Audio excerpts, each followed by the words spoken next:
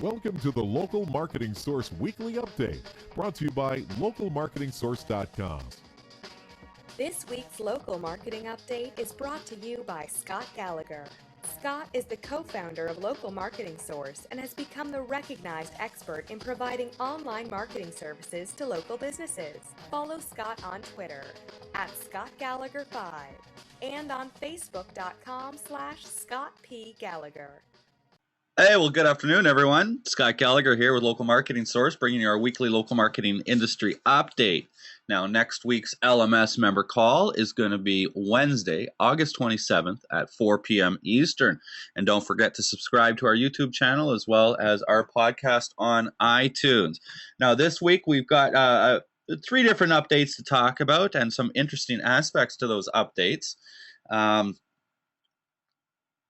But before I get into that, I wanted to quickly just share something. You know, right now, if anybody, unless you've been sleeping on social media or anything, you've been hearing about this ALS water bucket challenge. And I've just recently been nominated in the last couple of hours and been putting some thought to it. And, you know, it's, I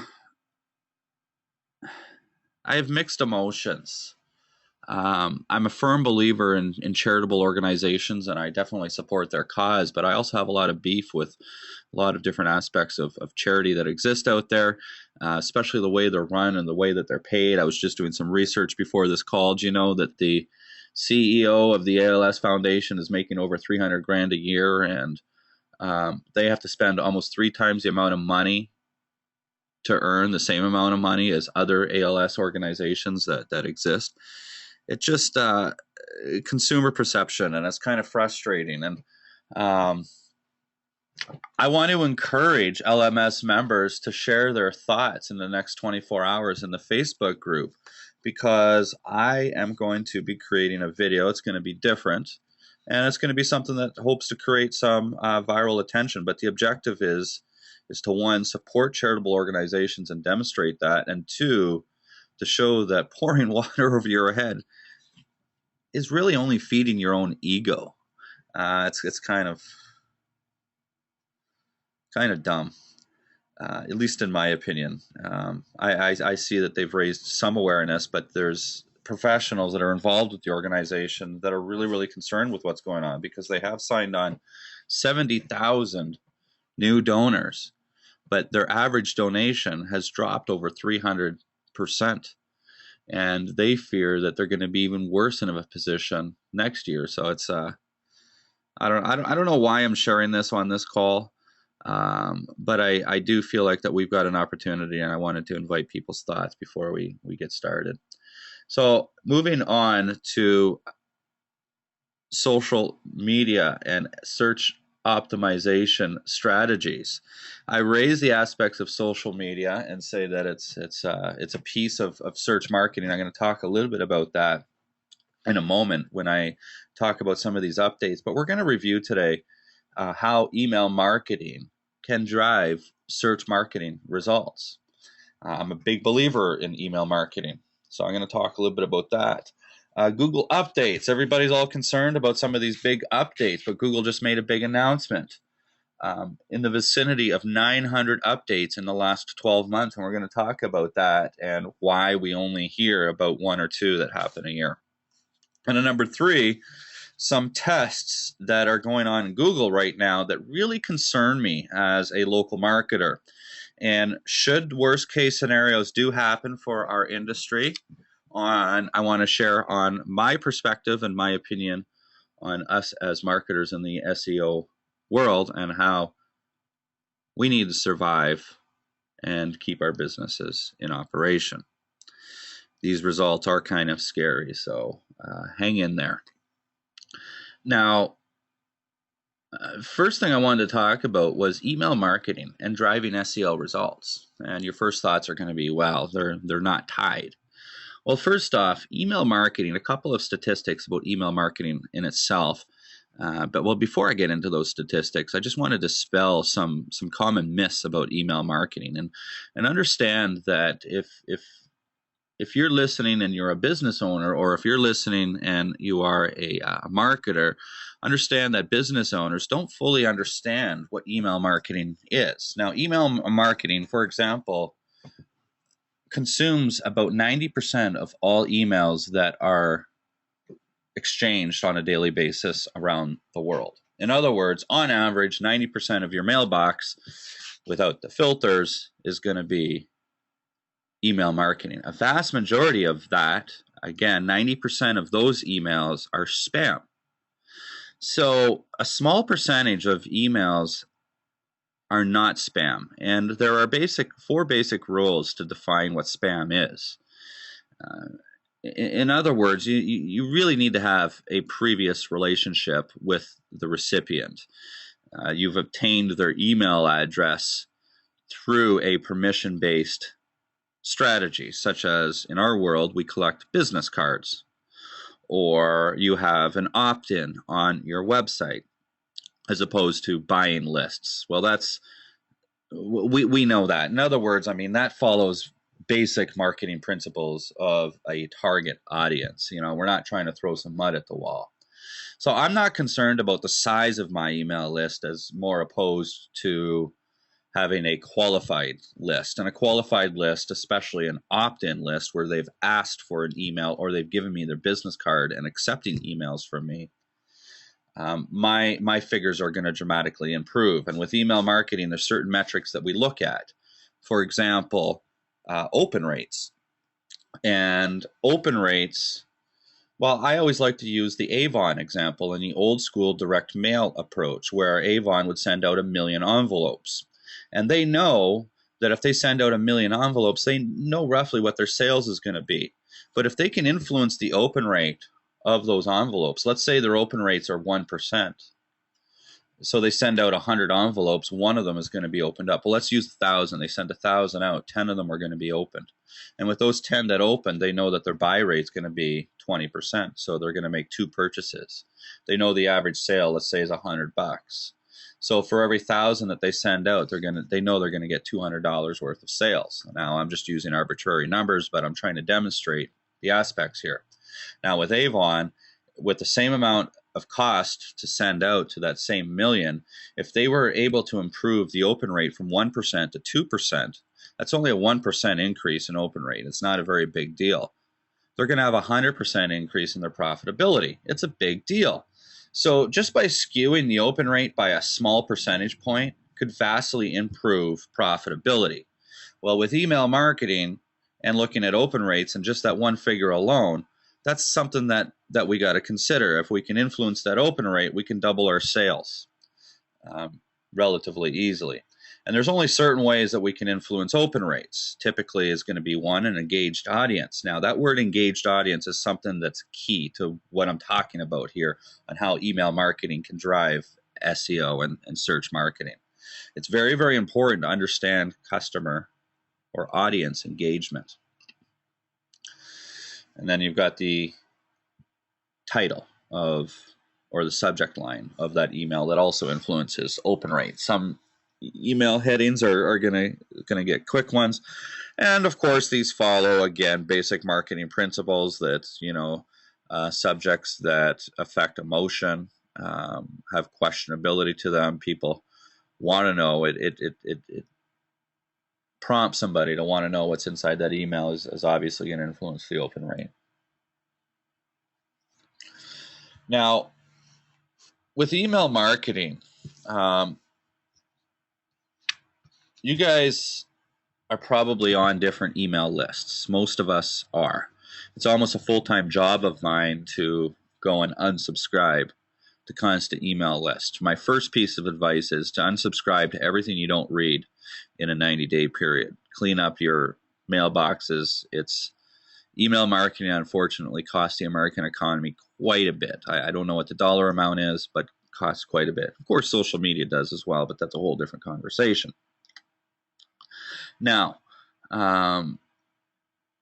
email marketing's objective for most small businesses is not to close the deal. you're not going to get sales from local businesses through email marketing. It's very unlikely. It's difficult. Now, email marketing's objective obviously changes based off of the business in question. However, for the most part, it's fairly standard. And again, I'm highlighting that word, engagement. Now, following branding principles, for example, a consumer needs to see a brand between 7 and 21 times before it is in their subconscious to think about that. Remember why businesses buy. They buy because they've got a need, not necessarily wants. And so when that need arises to the point that they need to make a solution, that's when a buyer starts evaluating their options. And if you've had the opportunity to get your email in front of them several times, then they're going to think about you. Now, I was just out and visiting some local chiropractors to try to earn their business. And I walked into a place, a chiropractic office, and introduced myself as Scott Gallagher. And the guy kind of stepped back and he looked at me. He goes, "Holy shit, there's Scott Gallagher. I finally get to meet Scott Gallagher." And I was like, "Oh, cool. Nice to meet you, man." He goes, "Yeah, I've gotten your emails and I've read about you and stuff like that. And I had no idea who you were. I didn't even know you were local." And the point is that that's the objective that we try to achieve with email marketing. This prospect has not read every single email of mine, but let's say over a 12-month period, he may have received, well, how many are in my autoresponder? About 40 emails, I'm guessing, 30 to 40 emails in a year. And during that time, he definitely has seen my brand between 7 and 21 times. That's the objective. And so when he decides that he wants to spend money on internet marketing, we are going to be at the table. There's no question that we're going to be at the table. We get 3 of those, we know darn well we're going to close 1. So a rule of thumb that I utilize for email marketing is the 80-20 rule. I find the 80-20 rule in all facets of life, but it's just like with social media, that 80% of the time you're trying to provide and you're trying to give value. 20% of the time you want to earn the right or take, grab something, ask for call to actions, ask for commitments, ask them to do something, ask them to fill out the form, ask them to pick up the phone and call you. With engagement, we've got a variety of different media. Now keep in mind that email marketing, the first objective is to get them to open the email. The next objective of the email is to achieve your satisfied desire of action. So if it's a piece of value that you want to provide, well, with emails, in most cases, you don't even have images working for you. You've only got text. Well, we know that's only 7%. So your ability to influence human behavior on an email is pretty low.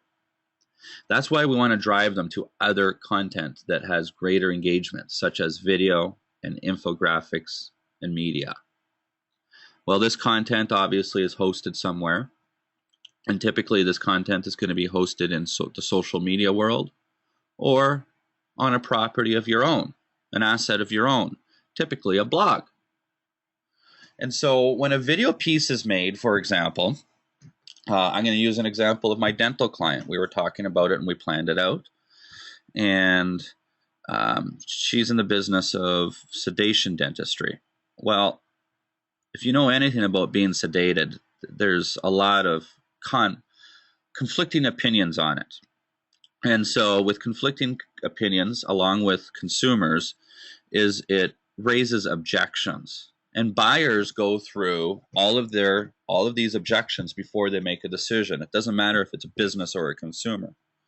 And so the goal of this video that we're creating is to overcome all of the objections that a patient may have with being sedated before getting any dental work done. What type of gas is it? Is there any long-term effects? What types of side effects do I have? How long is it going to last? Can I drive afterwards? Blah, blah, blah. I don't know. We haven't really thought about all of the objections yet, but I'm throwing some that are out there. That video is going to be created, hosted on YouTube, embedded on a company blog, propagated through social media channels, and propagated through email marketing list. The email that's going to be sent out is probably going to be something along the lines that's going to have a title of "Did you know?" or the 7 things to avoid, or 7 things you need to know for sedation dentistry. A little bit of a blurb in the email that's going to have a discussion about this, but you're not giving away the goods in the email. You drive the click over to the content. And in the email, because you've got an engaged audience that you're probably looking and shooting between 20 and 30% open rates, you've got that engagement, you're going to get social media exposure to this content. In other words, you're going to get likes, you want to encourage the shares, and you want the viewership to go up. Well, those are 3 major social channels on content that are viewed by the search engines to determine the effectiveness of that content. Well, you're driving that through email. Another point that I want to point out with the algorithm on YouTube, for example, is the SEO aspect of a video to show up in a YouTube search has a lot of dependency on the first 24 hours of the life of that video. Now, let me explain. If that video is viewed quite a bit in 24 hours and the viewership tends to go up, that video is going to show up more often in searches. In other words, the first 24 hours that you upload a video, you want to line it up that you're driving content to it. Email marketing is one of those solutions.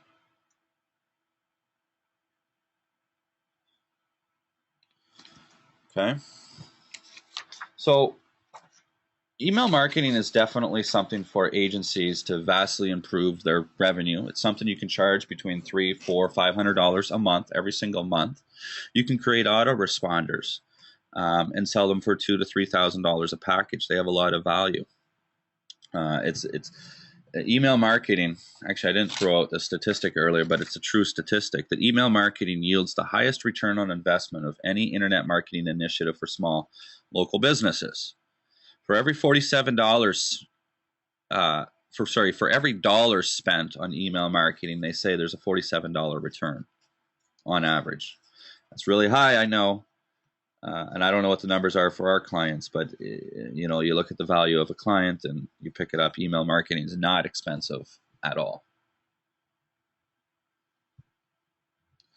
All right, so search updates. Now, we've heard of penguin and panda,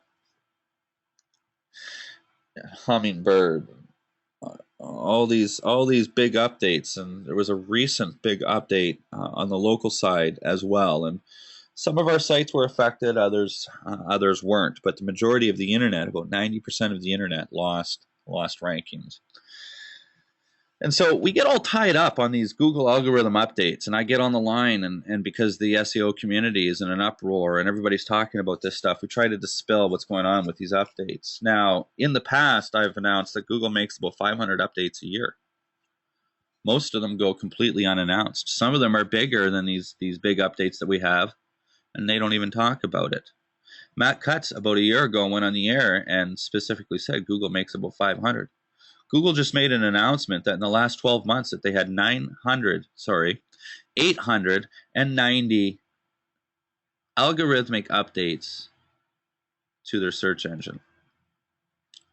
That's like 3 a day. Now, they may be in different departments and AdWords and local and media and a variety of different aspects. But the fact of the matter is that Google algorithm is changing 3 times a day. Your results are ultimately being updated 3 times a day.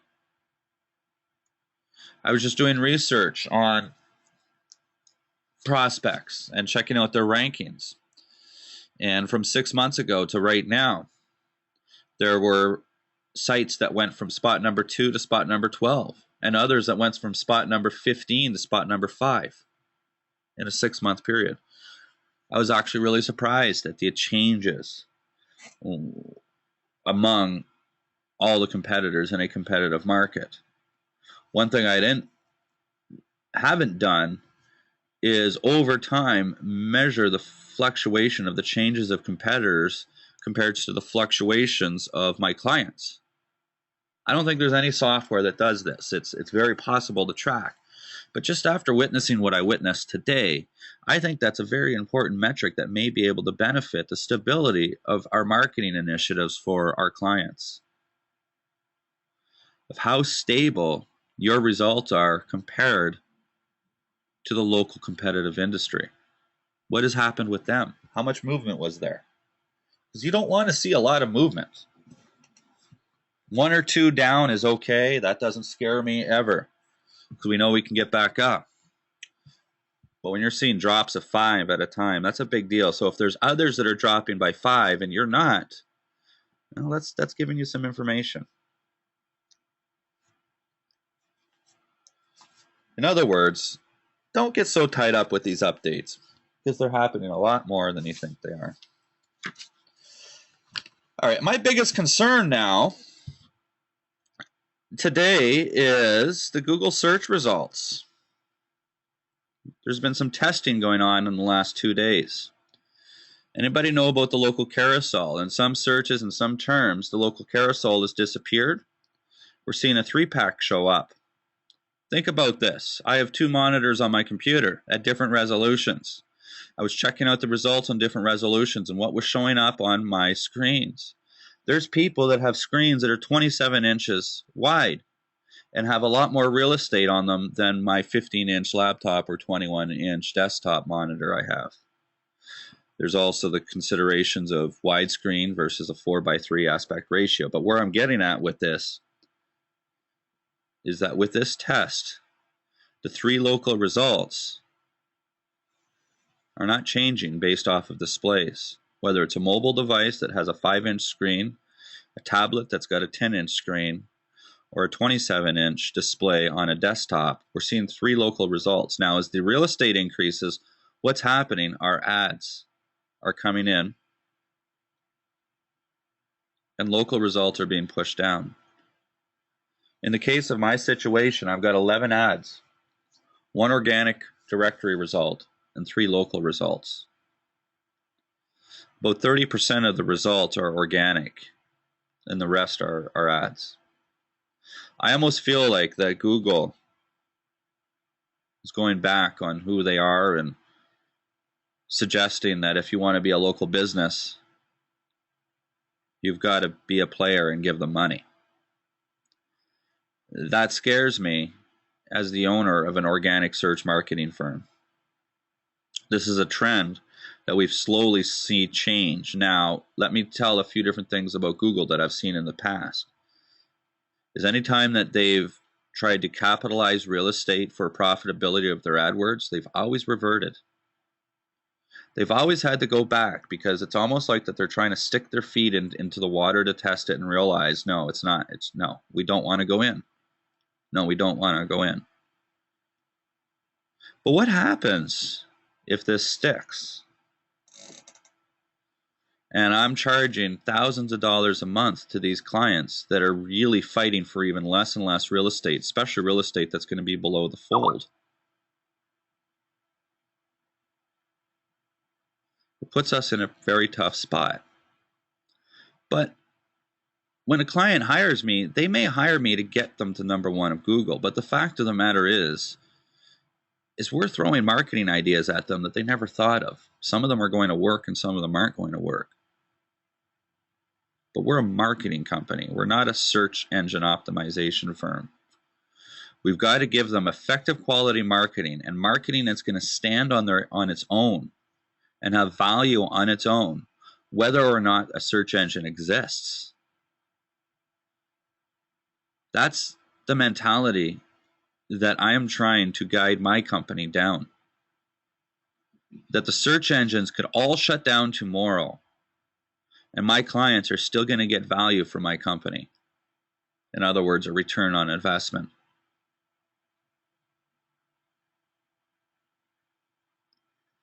So, yes, we see these changes in Google, and I don't see them as a threat to my business. I see it as an opportunity because it's going to shake out the SEO community. And it only confirms and further instills the fact that a couple of years ago, I moved away from being perceived as a search engine optimization expert or marketing experts. And that's it. All right, folks. So on that note, I think that's going to come to the conclusion of this week's update. I hope you've enjoyed today's conversation. I've enjoyed it. But now I'm going to take 30 seconds and come back and answer any questions that you might have.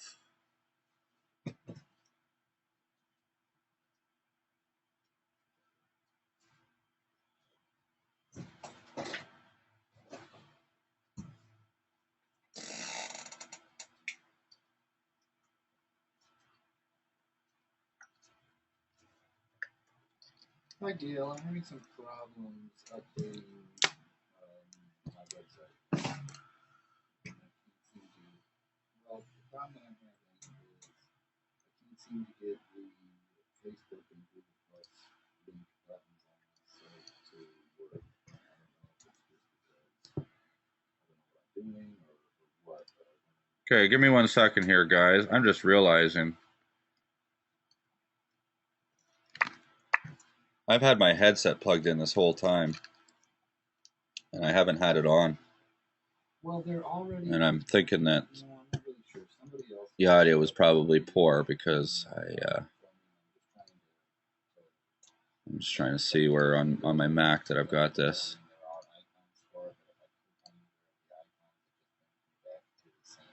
Oh, it says internal speakers, internal microphone. Oh well, who cares? Either way, you guys were able to hear. All right. Yeah, Mike says it was good. Thanks, Mike, for letting me know. The Macs are so good with their microphone. The one that's built into it. It's really, really good. All right, so we got some questions here. Let's see if anybody's got their hands up. Just give me one moment here, folks. No, good audience today. All right. Mike says he needs an opinion on weather. I'm assuming, Mike, that you wanted to spell weather W-H-E-T-H-E-R, because if you want an opinion on weather, I hear you guys have got some pretty shitty weather going on in Southern Ontario today. I know that because that's what we had in Chicago. But tomorrow you're going to have a hot and humid day with partly cloudy skies, and you're probably dealing with thunder showers today. Yeah. Yeah, you know, Mike's laughing. He says, my spelling's crap even with 3 degrees. And I know exactly how that is. And some people don't understand it. You know, I'm an author, and I'm educated in post-secondary school, which that's a whole nother conversation about the value of that. But I can't spell, and my grammar is not very good. That's why we have editors. All right, so he's asking, he needs an opinion on whether it's best to have your company name in your own web address or on your keywords for SEO purposes. Obviously, this applies to clients as well. Been getting conflicting opinions. Some say it's best to have your company name in the address. It is better for branding. Confused. Mike, the British guy. Well, that's what was there. That's what was there. All right.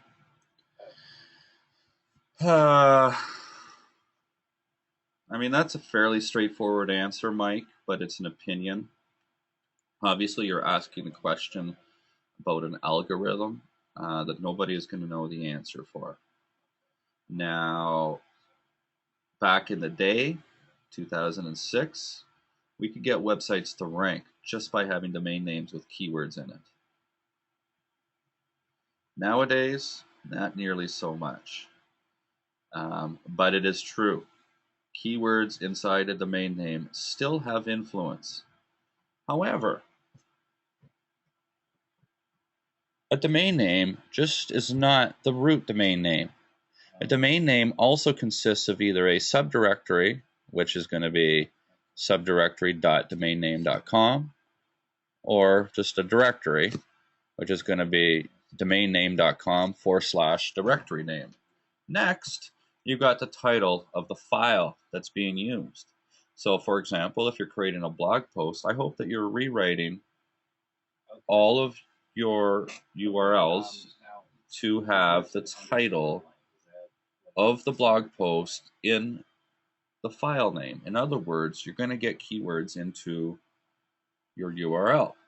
Well, that obviously makes the most sense to me from a branding perspective, just like reading a book that's got the title of a book, which is going to be your domain name. And then you've got chapters, and the title of the chapter is going to have a brief description of what the chapter is going to be talking about typically. Well, that's the title of your documents.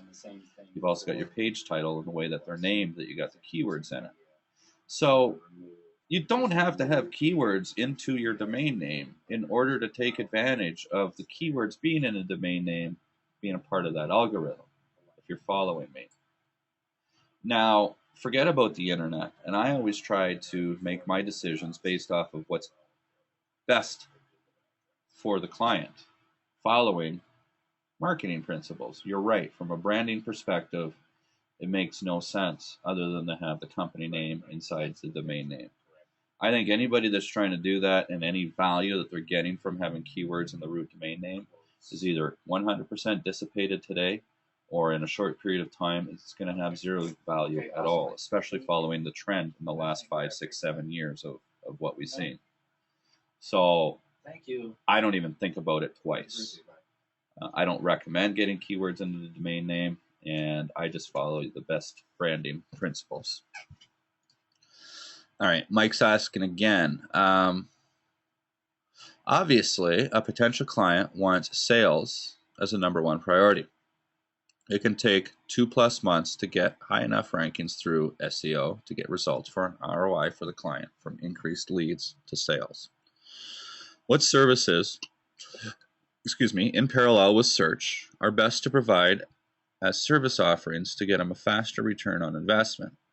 Am I asking a stupid question? I hope you can understand where I'm coming from. I have been thinking of offline services that need to be complemented with online services. Well, sitting on this side of the table, I get a kick out of the "am I asking a stupid question" because I've asked that question myself many a time in my life. And I've realized, sitting on this side of it, that the questions that are asked are the same questions that are asked by successful people over and over and over and over again.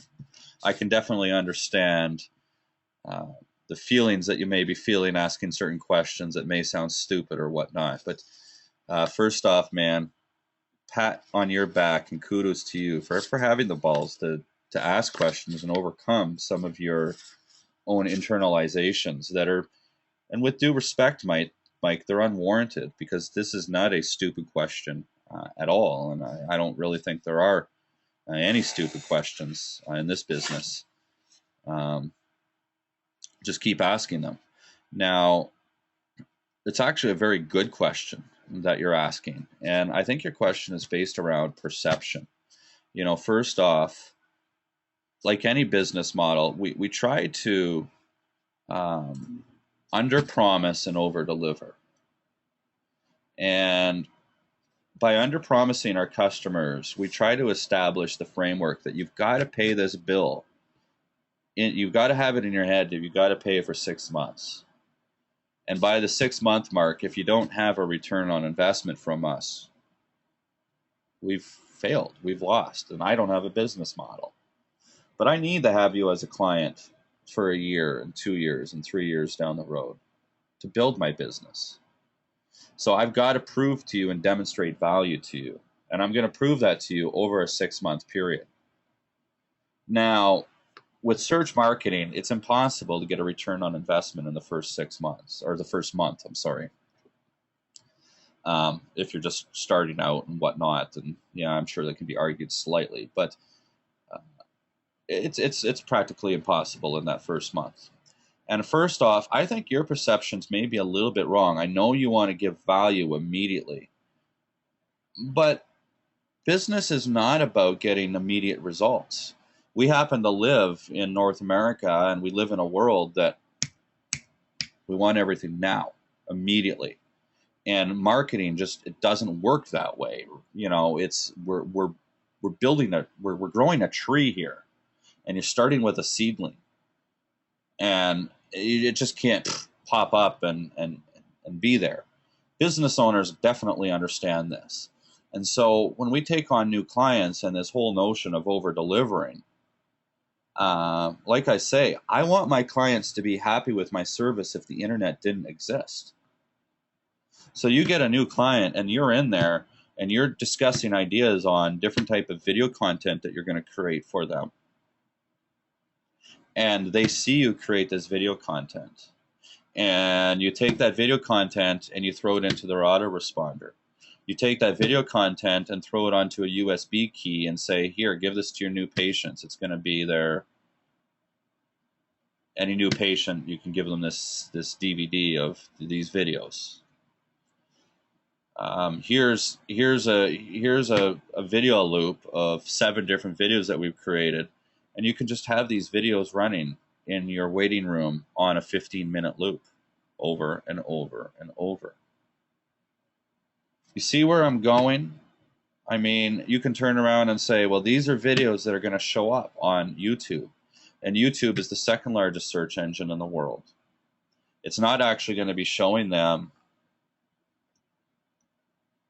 their phone number and saying call us or right away, or you know, when somebody's searching, they're going to be in a research stage or in different stages.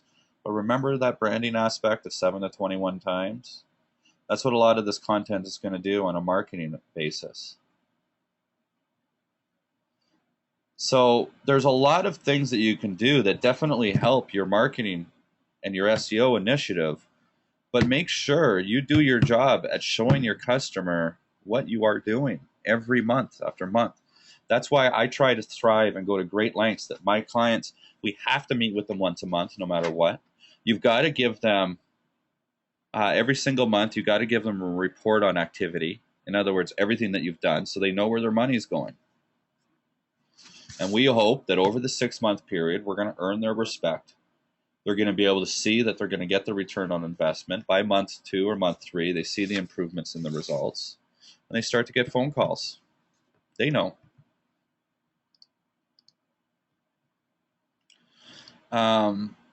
Curlin's asking, the last time we spoke, you told me to go to business personally and offer. Oh yeah, go to businesses personally and offer my services. That week, I took my car and my car broke down. Please don't read this out loud.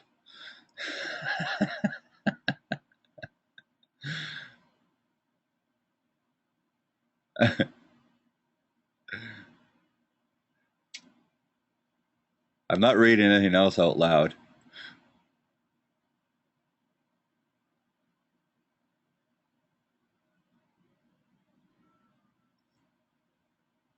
All right. You gotta love it when challenges come out, huh? I mean, yeah, that's face to face is going to be the best, Curlin. There's no question. All right. But when you don't have that, ability, there are definitely other ways that are going to require greater volume.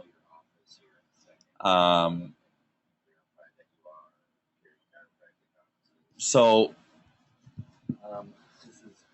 your objective is to get a meeting with them, the very first stage when you make initial contact and whatnot.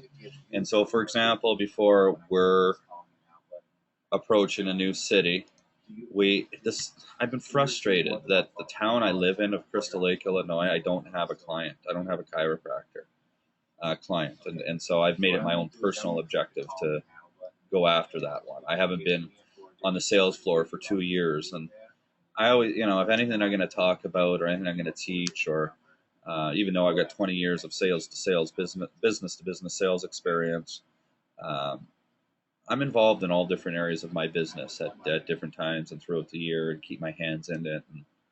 And that's what I like to teach. So I'm actually in that process right now. I take the book, which you have access to. You can get it printed from Amazon. It costs $2.31 to get printed. You put your own name on it. You now become a published author with an ISBN. That's an instant source of credibility. I then do a Google search. I'm validating your Foursquare account. If you want to see, I'm going to show you. They're going to give me a code, but they don't give me the code until I click call me now. I'm going to share my desktop right now. Or, I'm going to click the button. It's going to ring you. I'm going to give you the 4-digit code, and then you've got to put it in. Just like okay. The 4-digit code. So here's just like a little bit of research that's done. I don't know how well. I'm going to zoom in a little bit here. So like, for example, you take this company, okay, that we found, and with them, they have 0 reviews on Google. They have 0 testimonials on their site. Their get listed score is a mere 55%. They ranked number 8 right here locally for this keyword, chiropractor near Crystal Lake. They ranked 8. Here's their address information, their phone number. So I prepare all of that, and then do a mail merge.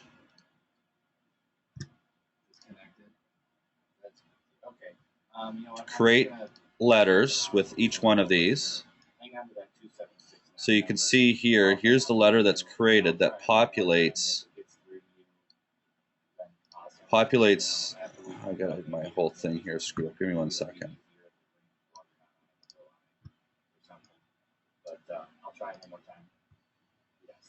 Special analysis on this company, whatnot. It's got a letter, I stopped by this company on this date, and here's certain things that about your business. You rank here, you've got this many reviews. Here's your score of 58%. Here's a quick little plan that we're going to put together with you. So I'm not writing each letter. I just need to hit this button right here, and then boom, it populates every single letter properly for each of the prospects that I've communicated with. Okay, everything's properly aligned that I can throw this into an envelope and mail it. So I could mail it with the book and this customized letter that's personally signed, that's got all of their information on it, and I'm going to send it out to 20, or I could. In this case here, is actually physically being delivered. I'm just trying to have some fun and doing some tests to this degree of research. This is going to take almost a full day to do this full research, but probably a good 4 to 6 hours of constant work. But I'm a firm believer in sharpening your axe. So that would be my suggestion: is go to this degree, collect this information, put it into a mail merge letter like this, create 30 different letters and send them out to all the local companies in your area. Once they've gone out, you've got their contact information, then you immediately follow up with phone calls and document everything that you're doing. You can also run this through your software. And if you don't use any software, try using Zoho. You can get 3 users for free. I pay for the professional version because I got an autoresponder in it, but you don't have to pay for it. And then just in here, you've got all your leads that you're working with, and you can go and look at a specific lead, and even from here you can document different notes and activity and stuff. I don't log any of our calls or anything like that, but so maybe that helps a little bit.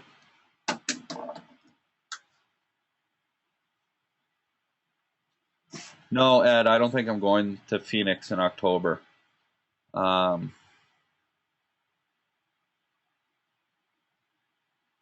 going to be in Vegas at that time. I'm sorry for saying no, that letter is not in the LMS group. What can I do here?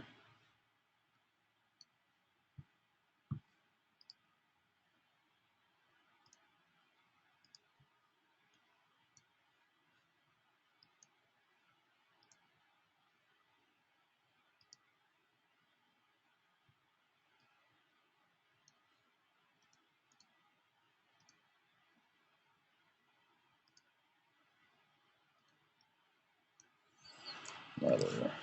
Hang on a second here.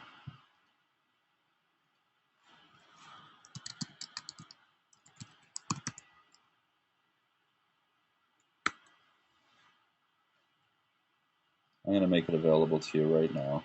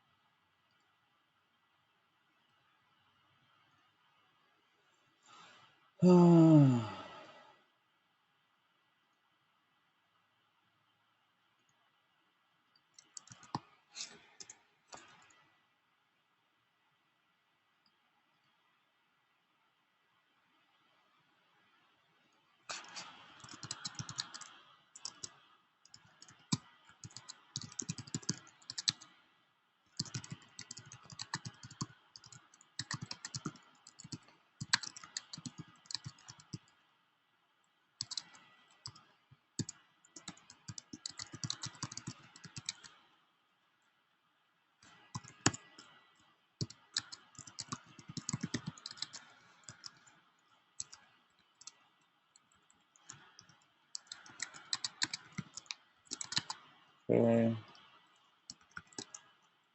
XLS, XLSX. Almost done.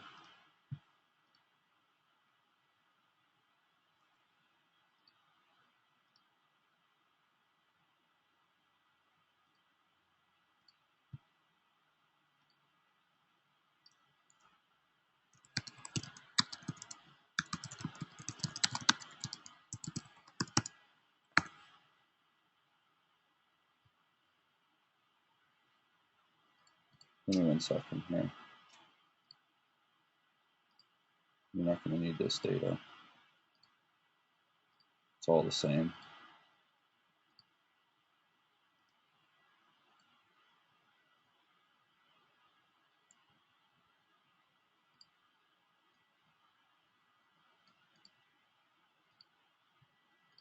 So there you got one example. I'm going to save that.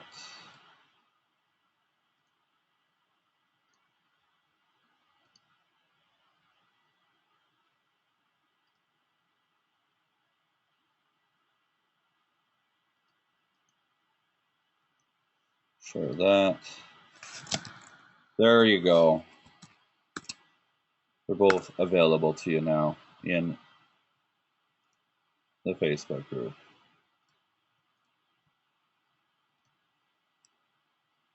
Yeah, Ed was asking for that copy. Well, Ed, you've just seen it's available on the Facebook group now, both of them.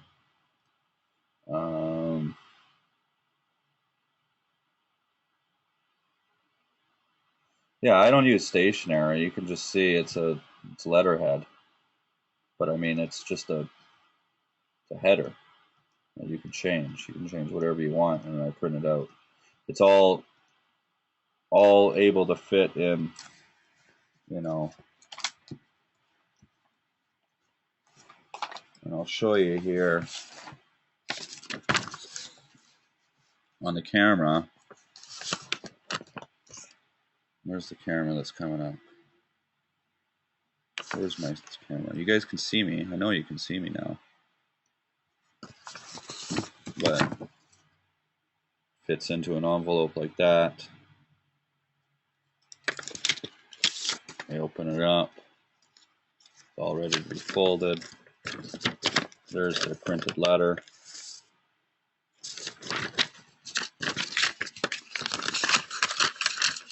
I didn't intend to get into this stuff, but I'm glad you guys are asking questions about it. Simple little envelope, book, just a little postcard. You can write something on the back if you wanted. It's that, it's delivered, it's open, it's not closed. That's something I learned from Dan Kennedy when you hand deliver stuff. There's really no information on it. They're definitely going to look at it, and the fact that it's bulky. Bulkiness packages have ridiculously high open rates. So they're definitely going to open it when they get it. So I hope it works for you guys.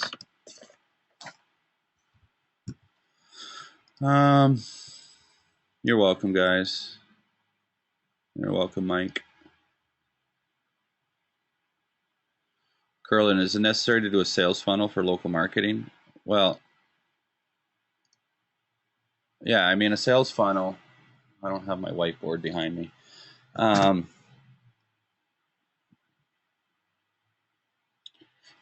you can see me, right? You know, a sales funnel is just a funnel, right? And, you know, we break it up with different stages. And as prospects go from one stage to another stage and they start to go down the list, you know, the funnel's getting smaller, you're getting less and less prospects, and eventually they pop out. And so, you know, in sales, when it's done properly, we know that you should have different dollar amounts at different stages within that funnel. So if you're,